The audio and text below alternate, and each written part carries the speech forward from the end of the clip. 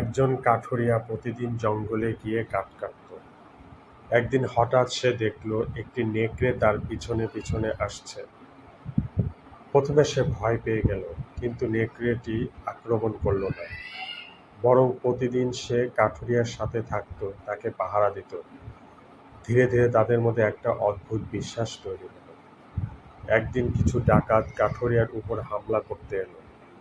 কাঠুরিয়া ভয়ে কাঁপছিল।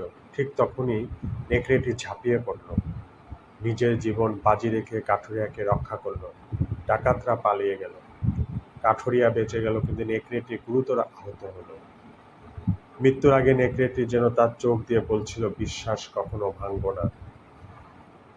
এই গল্পটি আমাদের শেখায়, ইসলাম আমাদের শেখায়, বিশ্বাস, আমানতদারিতা এবং দয়া এগুলো ঈমানের অংশ। কখনো কারো বিশ্বাস ভাঙব না, কারণ আল্লাহ বিশ্বাসঘাতকদের পছন্দ করেন না। তাই ছোট হোক বা বড়, সত্যিকারের বিশ্বস্ততা আল্লাহর কাছে অনেক মূল্যবান।